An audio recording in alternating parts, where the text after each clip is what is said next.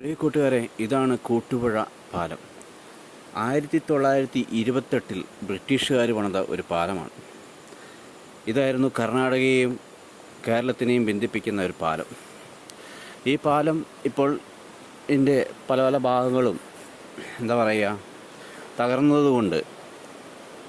തകർന്നു പോയതുകൊണ്ട് പുതിയ പാലം നിർമ്മിക്കുകയും ചെയ്തു. ഒരു കാലത്ത് നമ്മളെല്ലാം ഇതിലേക്കൂടെ പോവുകയും ദൂരം യാത്രകൾ നമ്മൾ ഇതിനകത്തോട് ചെയ്തതാണ്. ഓർക്കുന്നുണ്ടോ?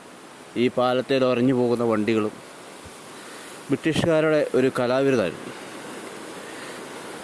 അങ്ങനെ 1928 മുതൽ 2000 ആണ്ട് വരെ ഈ പാലത്തെ കൂടെ വണ്ടി പോകുന്നുണ്ടായിരുന്നു.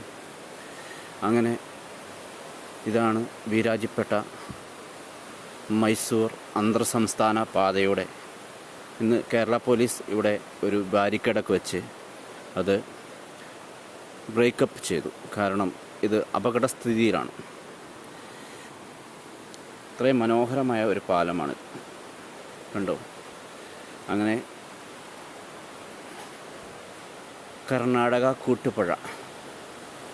ഒരു കാലത്ത് നമ്മളൊക്കെ കശുവണ്ടിയും ഒക്കെ ആയിട്ട് ഇതിലെ കൂടിയൊക്കെയായിരുന്നു പോയിക്കൊണ്ടിരുന്നത്.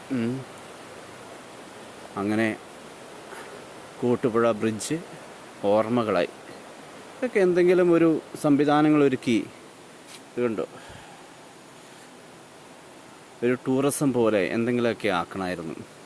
ഇതുകൊണ്ടോ ഈ പാലത്തിൻ്റെ നടുവിൽ കണ്ടോ വലിയൊരു മുഴ. ഇതുകൊണ്ടൊക്കെ ആയിരിക്കാം, അപകടസ്ഥിതി ഉള്ളത് കൊണ്ടാവാം. വലിയമുളം കാടുകളൊക്കെ ആയിട്ടും എന്തൊരു ഭംഗിയായിരുന്നു അല്ലേ? ഇതാണ് പുഴയുടെ പാലം. എത്ര ഭംഗിയായിട്ടാണ് ഈ പാലം നിർമ്മിച്ചിരിക്കുന്നത്. ഈ വഴികളിൽ ഒരുപാട് കാലം നമ്മൾ യാത്ര ചെയ്യുകയും അങ്ങോട്ടും ഇങ്ങോട്ടും എല്ലാം പോവുകയും എല്ലാം ചെയ്തതാണ്.